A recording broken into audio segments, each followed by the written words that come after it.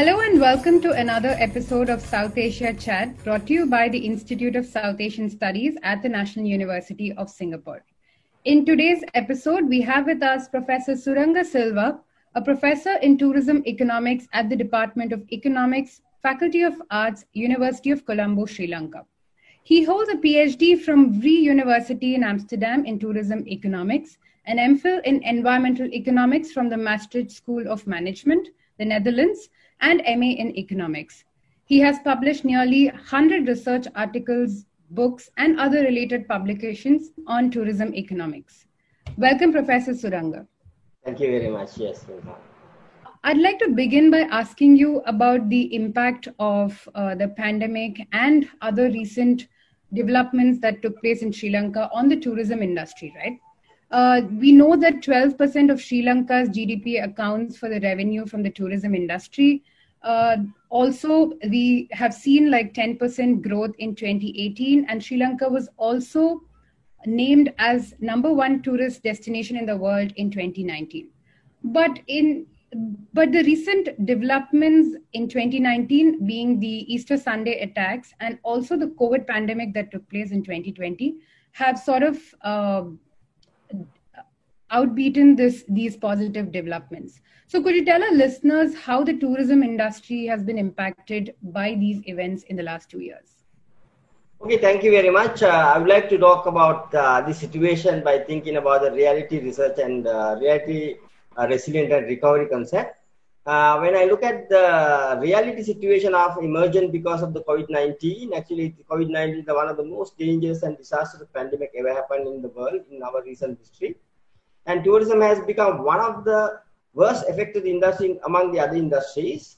That is why United Nations World Tourism Organization clearly mentioned that putting people first, be a part of transformation and travel tomorrow.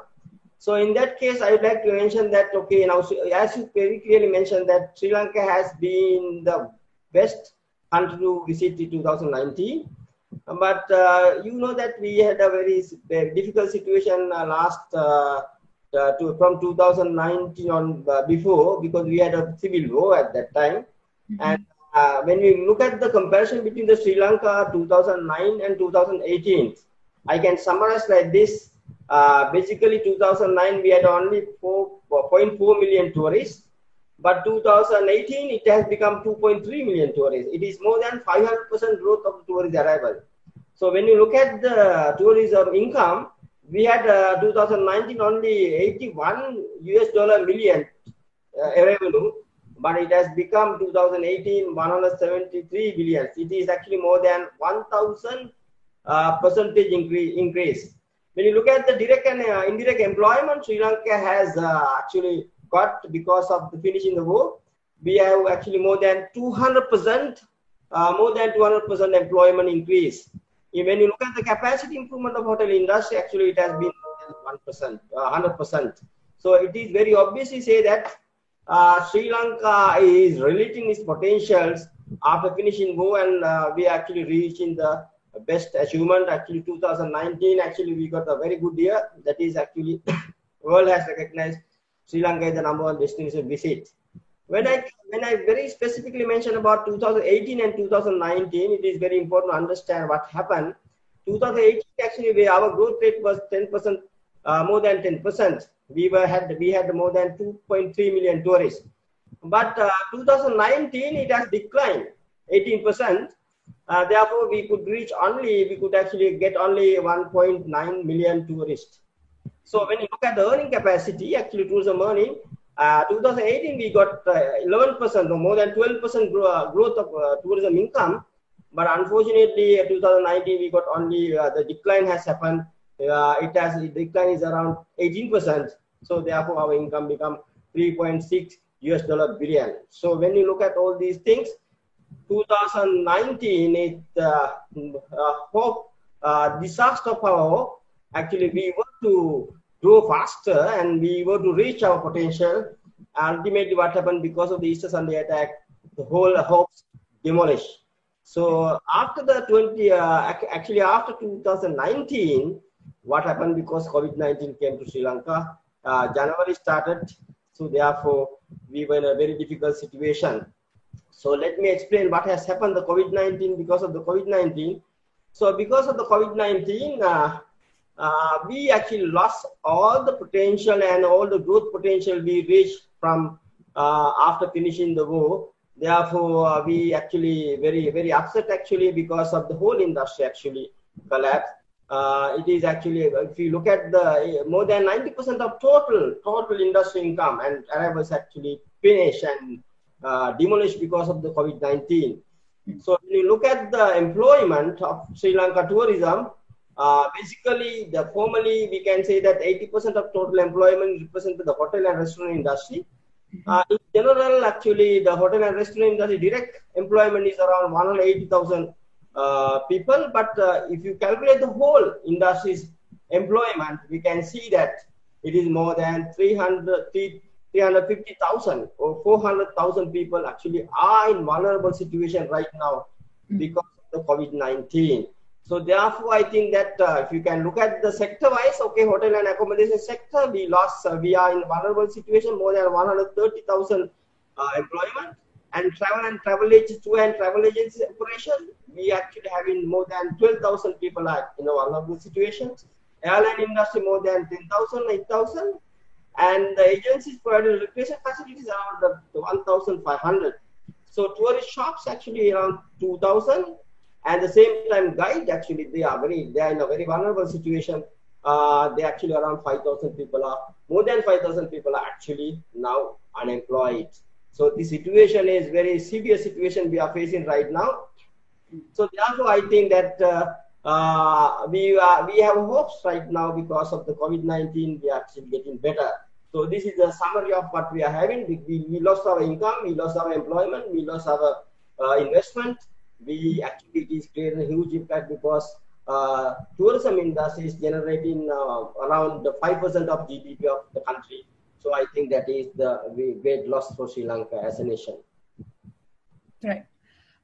Professor Suranga, if we move to travel industry in particular, in terms of like moving around and mobility, how will the demand change for the tourism industry in a post-COVID world? And what are some of the steps being taken by the government to revive the industry and to sort of make up for all the losses that have happened in this year particularly and also last year maybe? I'd like to mention about what is happening at the global level right now. Though many experts highlighted that in different way, according to my understanding, travel pattern may not be totally changed because of the COVID-19. But there will be a very powerful travel concern coming out of this COVID-19. Basically, health, safety, and care will be the most important game changer. If we really want to make country develop in tourism industry, we have to think about health, safety, and care.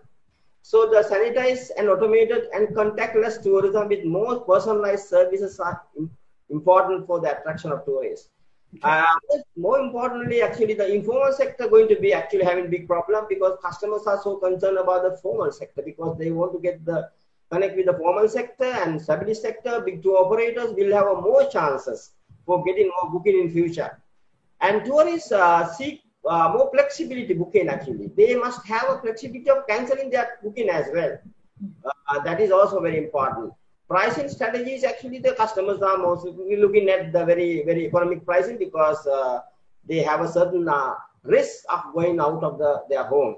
So the trip, I think there will be a more nature and culture-based tourism, actually the heterogeneous type of tourism, actually the families, couple and solo tourists actually will be the more important dominant segment of tourism demand in the global level. Travel advisories are very important actually. The travel advisories and the comment on the advisors or the viewers would be very powerful because that is very important. The most of the people are now looking at the Google and the net and they get a lot of information. They will, therefore, any country those who wants to promote tourism, they must think about the advisories and the blogs and views are very important. More importantly, very important thing is travel insurance. Travel insurance is very important. It is one of the most decisive factors determine the global tourism demand. Airfare would be must be low. At the same time, the efficiency of the national carrier is very important. Why? Because Now other carriers actually don't take the responsibility of promoting any destination. They are trying to make out the money out of this situation. So therefore, national carrier has a big role. Demand for apart hotels, homestays with health and wellness tourism will be the very important segment if Sri Lanka can capitalize this situation. But understand that new tourists are more savvy travelers. They are very concerned about what is happening. So therefore, in general, the customers are very discerning customers. They are looking at different options. They are very concerned about health and they are very concerned about safety. They are very concerned about the hospitality. That's the global scenario. Under that scenario, I like to mention a very important thing. Sri Lanka has capitalized actually. Sri Lanka has actually utilized this concept, the situation scenario, because you know that you might have heard about that one. Sri Lanka has been recognized as the most generous country during the COVID disasters. Actually, it has been published by the NAS Daily Corporations. So why? Because we have started tourism disaster monitoring and hosting program. So we have realized that the most of the tourists actually stranded different places, even because of the lockdown and shutdown.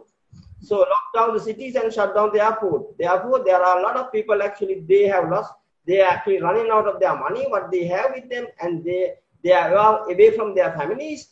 Flying back home become impossible. Ironically, it has become illegal at that time. So therefore, they are actually emotionally wrecked people. They have a lot of emotional wreck. So we have recognized the situation when Sri Lanka is having that problem right now. At the beginning of the COVID-19, we had more than 73,000 of tourists. Now we have already around 13,000 tourists. But government and especially the National Association for Professional in Tourism, I'm also advisory member of that one. So we together, actually the government has taken the leadership actually with these associations. They went and meet the tourists and give a lot of assistance, and they felt that they are in home right now, they are well secured. That is what the government has been done. I think that this is actually long-term effect will be caring and hospitality must be the most powerful attractions for post-COVID tourism development. If Sri Lanka or any other country, that should not be ignored or undermined. That is very important. Those are some very interesting insights. Professor Suranga, recently there was news that Sri Lanka is all set to open up for tourism from August of this year. Could you tell us more about the steps and precautions that you have mentioned that the governments need to have in place? Is Sri Lanka already having these advisories in place to open up, say, if and when in August? Yeah, let me start with one thing. Okay, if you go to the Google and type, Sri Lanka has been recognized as one of the best countries, the giving index in the world, right? Because we actually, as a nation, we are relatively good nations. So under that situation, the government started the COVID-19 recovery process. Actually, what we have to say, we have two important challenges. One is the Sri Lanka tourism was actually shocked by the Easter Sunday attack. So then we actually lost the energy sometime. Second thing is because of when the new government started their industrial operations, within 1 month or 2 months, the country had a very bad situation. Actually, the country's economic growth was declining. It started 2015 5%, but when it comes to 2019, 2%, because growth is declined. Therefore, the country is having internal problem of generating money. So when the first government, when the new government comes, the very important thing is the present government could make a strong confidence among the majority of the people. This is the ideal government to control this pandemic. So Sri Lanka has become the most successful country controlling the COVID-19. Made Sri Lanka is a low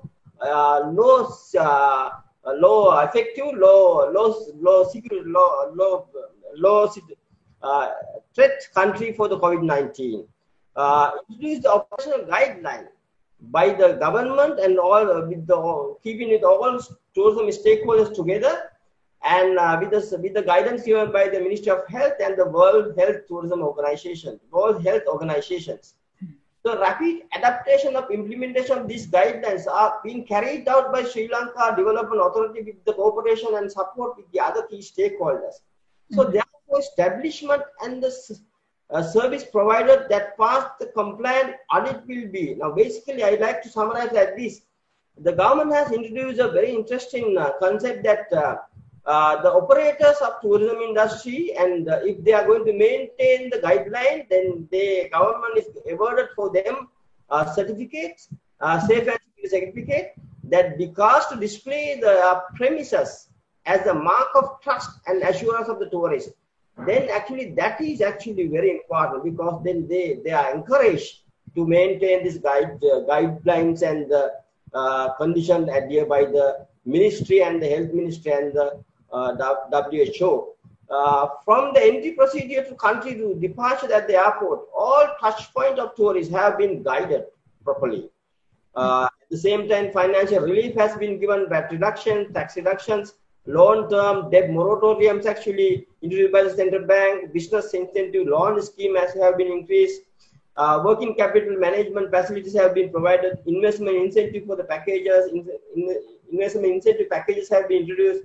Therefore, that is very important. Recently, last week, government has given the vulnerable and affected sectors some financial relief, like micro and SME sector, national and other tour guides and the tourist drivers have been given certain financial relief. That is, I think, very important. As you very clearly mentioned that because of the coordinated, integrated and collective effort done by the government and the other key stakeholders, we could actually make Sri Lanka as a safer place out of this pandemic. That is the great privilege actually we being Sri Lankans are enjoying right now. Okay, if we move on to the topic of tourists itself than the industry. For the past few years, Sri Lanka gained majority of its tourists from China. And given that the pandemic originated from Wuhan in China, will this have any impact on the number of Chinese tourists coming into Sri Lanka?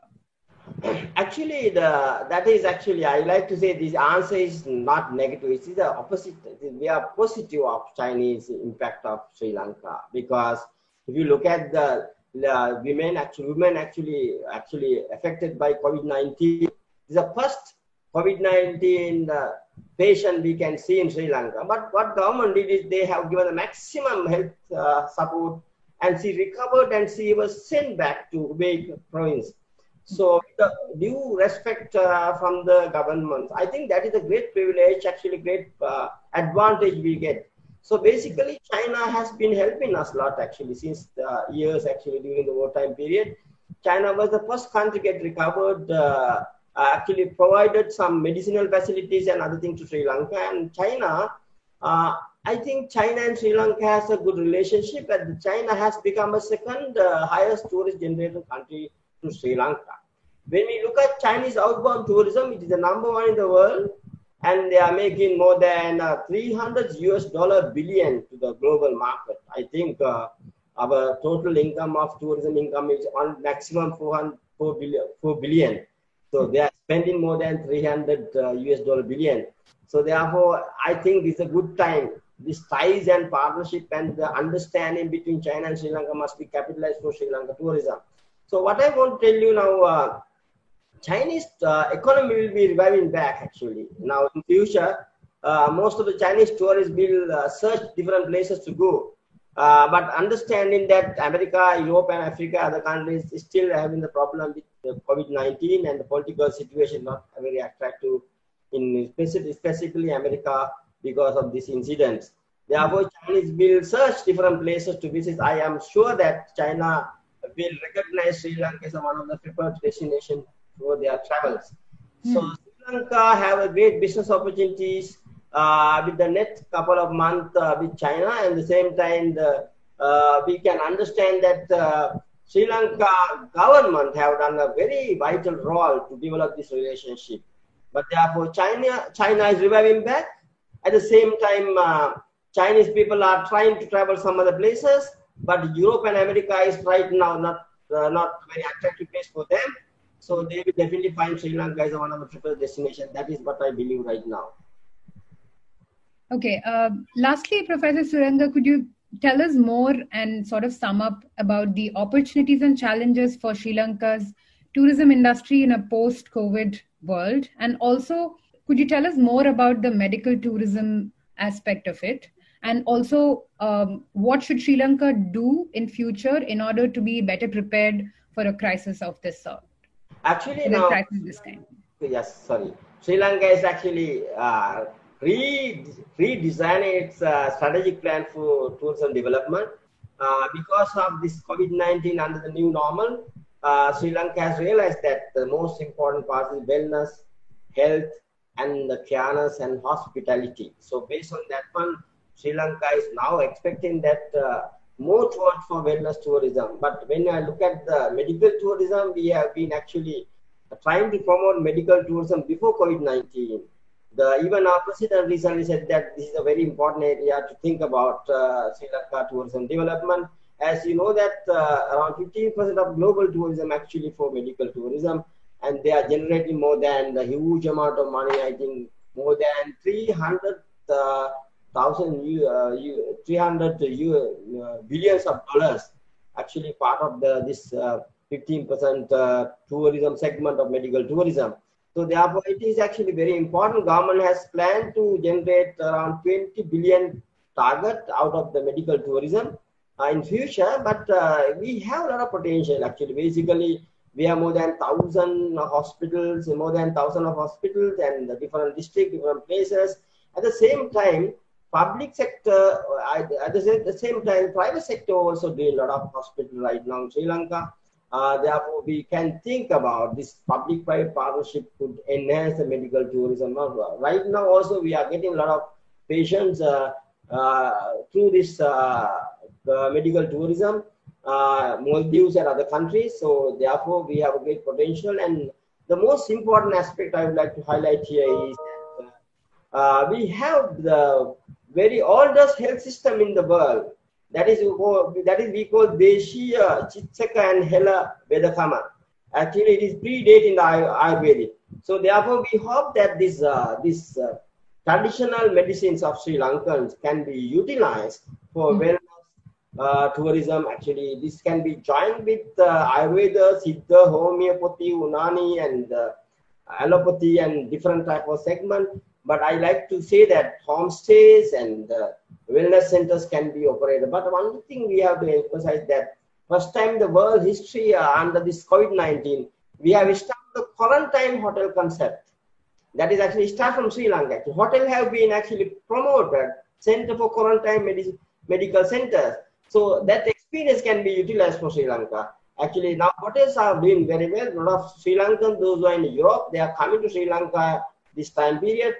So the hotels are operating quarantine hotel operations. So under this experience and having the very oldest health system, we actually in Sri Lankan, Deshiya Hela Vedakama and the Hela Vedakama we can promote for medical tourism. But only thing is we have to have a proper plan and proper marketing approach. Now when you look at Ayurveda, okay, it is actually most people are talking about the Kerala and India, but Sri Lanka has a lot of indigenous medical practices. We want to use it.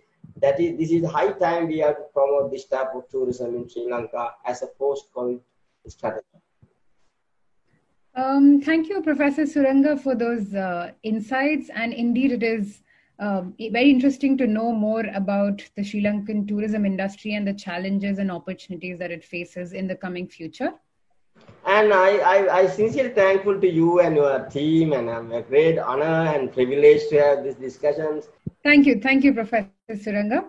On that note, if you'd like to know more about our work, please visit www.isas.nus.edu.sg. Thank you. Okay, thank you very much. Have a nice day. Thank you.